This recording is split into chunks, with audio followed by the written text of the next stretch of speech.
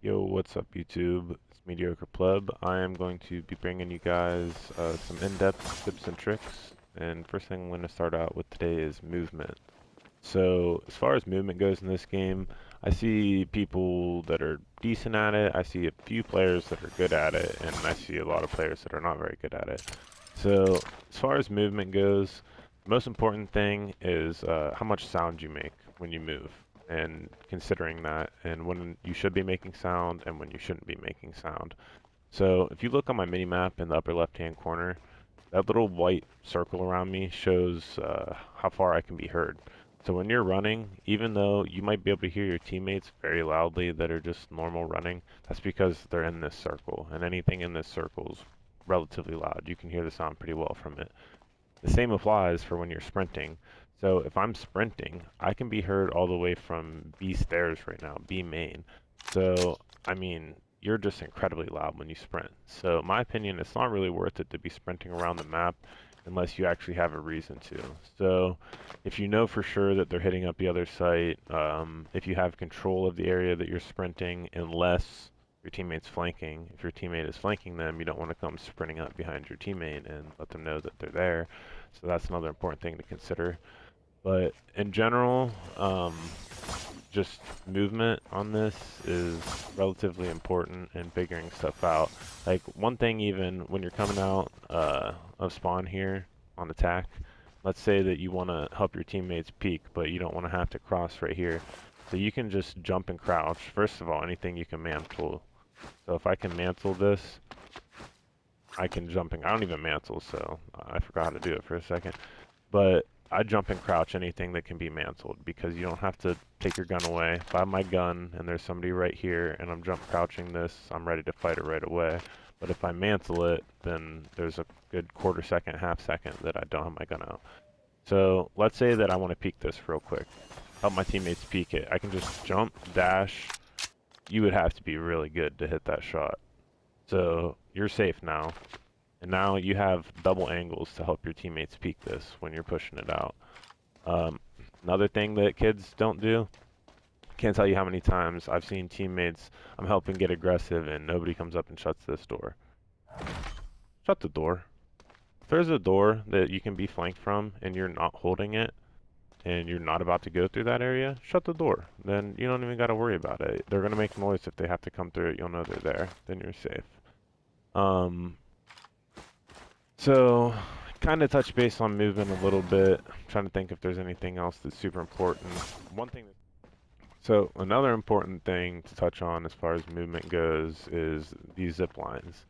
I don't know if everyone knows this or not, but you can actually silently hit a zip line by ADSing when you hit it, and then you don't make a noise while you hit the zip line. You're silent.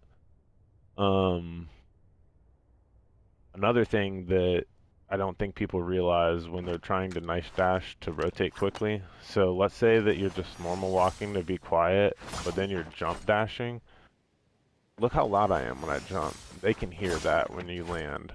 So what I do is if I'm trying to just knife dash and rotate quickly, is I'll just charge my knife dash up and then I won't jump because it doesn't actually make any more noise than the speed you're moving.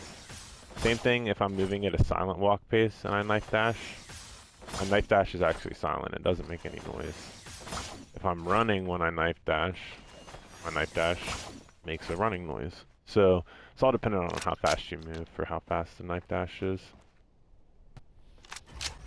Alright, so next thing that I'm going to talk about is crosshair placement and clearing corners. So crosshair placement is something that's incredibly important, not just in this game, but in all tactical shooter games and any shooter game that you play, really.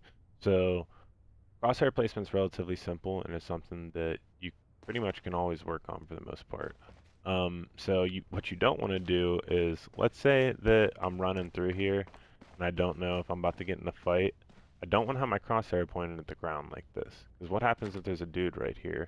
My crosshair is right here. Now I have to adjust and aim to fight him. Or if my crosshair is at the ground and there happens to be a guy right here, now I have to hopefully flick and be able to hit him. So what I recommend doing actually is keeping your crosshair in a position that you are already ready to take the fight.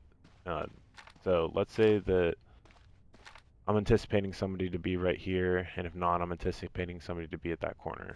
So in order to have good crosshair placement, I'm going to come through here, and I'm going to just keep my crosshair in a position where I'm ready to take the fight at all times. If I really think someone's there, I'm probably going to ADS and be ready for the fight. Now let's say that I don't know if someone's here, this corner, or in the doorway. The way that you would want to clear that is each angle at a time. So you hit this angle with your crosshair just barely away from this box.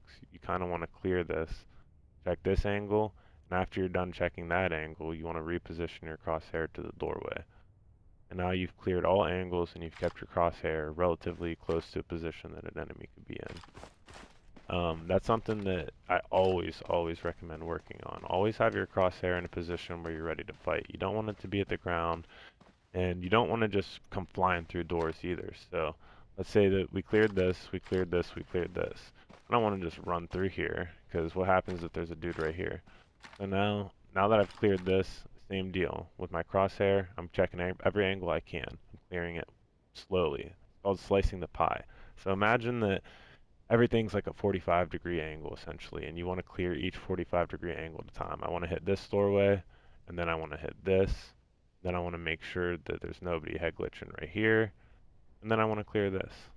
So doing it quickly would look like this. So you come through, you hit it, you check, you check, you check. So that's how you keep good crosshair placement, and you clear a corner quickly. So another thing about this game that I've realized is the rotations. Rotations are a lot easier to rotate on defense than they are on offense most of the time. And if you want to flank someone on defense, it makes things a little bit more complicated, but it also can set you up for a nasty flank. So this being A site right here, B site over here, or vice versa, as a defender, all I have to do is just take a nice 10-second rotate from one site to the other. As long as you keep control of your rope right here, you keep control of this door, which can be shut. Realistically, if an enemy decides that they're trying to hit this site and then they want to go hit the other site, they're pushed up, they realize, all right, we've already lost one or two, they got the numbers advantage. It is not a quick rotation for them. Not even close to as quick as it is for you on defense, especially if they want to be quiet. Because if you're holding right here, you can see them rotate. So if someone's holding up top, you're going to know that they rotated if they try to rotate this way for the quick rotation. So if not, now they pretty much have to go through spawn. And most maps are set up like this, that quick rotations for defense, not quick rotations for offense.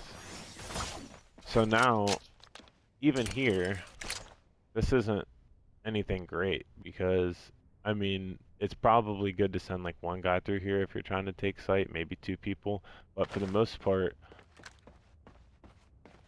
all you really did was cut out this 5-second rotation and add an additional 30 seconds. So, like I said, as long as you're controlling the map and holding the rotations, it's a lot easier to rotate on defense than it is on offense. So play that to your advantage. And as a defender, you also need to be wary of the flanks because flanks take a lot longer in this game than they do in some other games. But there's so many utilities that you should be able to set up a teammate that if you're concerned about a flank, that somebody can set a utility to hold it. Alright, now as far as my settings go, I will touch on that a little bit. Still tweak my settings a little bit, so if I update anything, I'll let you know. But the important thing, these are my controller settings right now. I have a raised stick, so I play with a little bit lower of an input curve. I was playing on linear, but I don't feel like linear gives you nearly as much control of the recoil as a little bit of input curve, and I also feel like the aim assist it doesn't give you as much of. The other really crazy thing about aim assist is your view stick dead zone should be at 0 if you have a controller that's new enough that you don't have stick drift on, or if it's minimal enough to play with, because it seems like the aim assist is broken in this game right now. I'll show you guys what I mean. So if I go to training, So I'm going to show you guys what I mean about the broken AI, or the broken aim assist. So the best way I can demonstrate it is with this dude running back here. So you see right here, I'm going to just keep my stick motionless. You can see how it tracks him when he runs by. And that's because I'm on a zero view, zero dead zone. If I turn my Z zone even up to a 0.1, it is going to affect this to essentially give me no aim assist at all. So I'll go to sensitivity, view stick dead zone, and I'll put it at 0.1. And now when he runs by, nothing. I did not discover this on my own. I actually saw some people on Reddit posting about this, and I thought that this was wild, because I actually did have a 0.1 dead zone, and I didn't even realize that I wasn't getting aim assist on moving targets. So it's only on moving targets, though. If you're moving past an enemy, so let's say this guy, and I'm walking by him, I'm still going to get aim assist while I'm moving. But if the target's moving, I don't get any aim assist at all. This part, as far as I know, I kind of did discover this. I was messing around earlier. Now, I'll switch it back. As far as I can tell, it's not really any different for when you're moving. It seems like it's about the same amount of aim assists, but there's a massive difference as far as when an opponent is moving. It doesn't give you any aim assist at all if you have even a 0.1 dead zone on your view stick dead zone.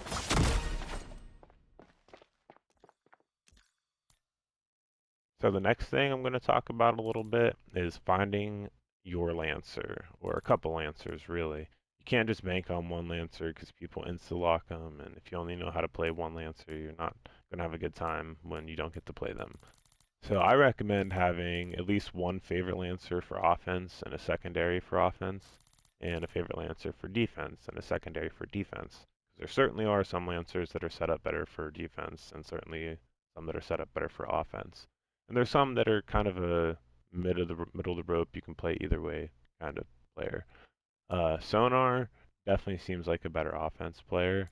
Dex, you can kind of play Dex either way. Axon, you can play Axon either way. He seems like a more offensive-minded player, but I've seen people use his grenades in some crazy ways and make some crazy plays with him on defense too. Kismet, more of an offensive, but with her teleport ability, you can flank enemies really well on defense.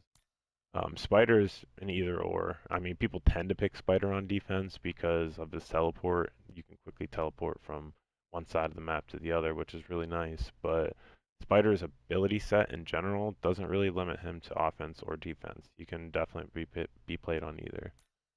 Zypher is pretty mid. I always see people talking about how broken Zypher is. Personally, I hardly even see people pick Zypher at Diamond and above. And if they do, occasionally they'll be decent Zypher. But for the most part, her set's just pretty weak. I mean, if puts her long-term invisibility on, you know that she's in her circle, and she can only go so far out of it.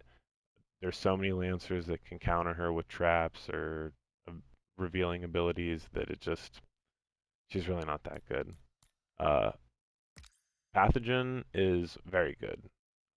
I pretty much always recommend a Pathogen on offense or defense, either or. Her skill set's the same way. She can be used extremely versatile, and I highly recommend trying her out if you haven't. I haven't really used her too much, and that's a big part because so many people always use her that I kind of just let people do their thing. But it's getting to the point where I'm definitely getting curious, and I'd like to use her myself more.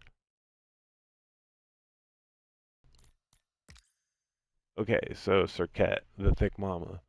Um, for one, she's nice to play because of all your teammates get a morale boost seeing her on your team. No, I'm just kidding.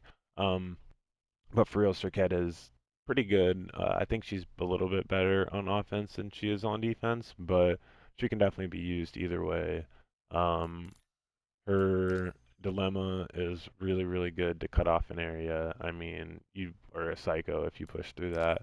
The Gold Dust Woman, you can use the Gold Dust Woman to just cut off an area, to slow down enemies if you're trying to push them, to hide your whole team pushing behind it, to hide yourself inside of your station to station. Serket's one of my favorite agents. She's very good. Corona is an aggressive agent. I would not recommend playing him if you're not trying to get up there, get in fights, have good aim, um, be willing to get traded out, because that's the type of agent that Corona is. Between his flash and fast lane, to successfully use these abilities, you almost have to burn, which they give you 2 of each, which is nice, but you pretty much have to burn them both when you use either or. Um, but he's still a good agent. Chum, Chum's my dude. Chum is a gangster, and Chomper also a gangster. Chum's so good between being able to load them up with smokes and control the smoke while your team pushes or you push behind it, to just loading them up with 1 or 2 bombs and let them chase after some people, to having Chomp hold a site down, to your bombs holding the site down. He's good on offense, on defense. Chum's one of the better characters in the game, in my opinion. Jaguar. Jaguar is one of my favorite characters to play. I think that he's way better on defense than he is on offense, mainly because of his traps. Because I mean, you can set him up on offense and he's good for post plant with those traps, but for the most part, I definitely think that he's a better defensive agent. I pretty much only run him on defense. Hollow Point tends to get picked more on defense, but she's good on offense. I don't see any reason you couldn't play her. Her paparazzi's great to hold the flank on offense. Her smoke is amazing to reveal people, to hold off an area, and just having a one shot in your back pocket at any point is excellent. I mean, you can't go wrong. I love Hollow Point. Nitro, I personally don't play Nitro, but she is super good. And she's annoying to go against if someone's a really good Nitro. Not just for the wall boost, but for the Mr. Pew Pews.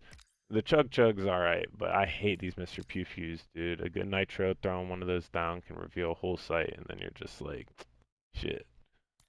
Um, Broker, I don't really see too many people playing him at this rank, once I've gotten to like Plat Diamond. But he is good. I mean, I personally have not played him, but his smoke's pretty good. His cherry bombs are. You're probably not going to get too many kills or damage with those cherry bombs at a high rank unless you use them at a very opportune time. But they're good to hold a site down, and kids can't get in there without shooting them, so you're going to know that they're trying to clear the site of those. His smokestack lightning is probably his second best ability because it's just such a long smoke, and um, you can rotate through that. You can make plays off of it. It's definitely one of his better abilities. But obviously, the Goddard's Vengeance is probably his why people really like playing him because of that rocket. But it's the same deal. Like if I see a broker, I'm probably just going to try to get myself in a position that that rocket's not really going to help him out, and he's going to have to either face me with the rocket that he can't deal damage with, or he's going to have to take a gunfight with me. So I don't really like broker too much, and I don't really feel like he's that difficult to go against either. But ultimately, any agent can be good. Any agent is your personal preference. Maybe I'll do an agent tier list. Um, might wait until they come out with another agent. Hopefully they do come out with another one because, I mean, they came out with Dex pretty quickly, so we'll see. Reloading. But yeah, that's about it for me. I'm going to be bringing you guys some more content. Going to be working on some other tips and tricks videos. Just kind of figured that there's some more stuff that I wanted to touch base on, and I still seen that there really haven't been many tips and tricks videos released for this game. So I see people posting about it a lot on Reddit. There not being content.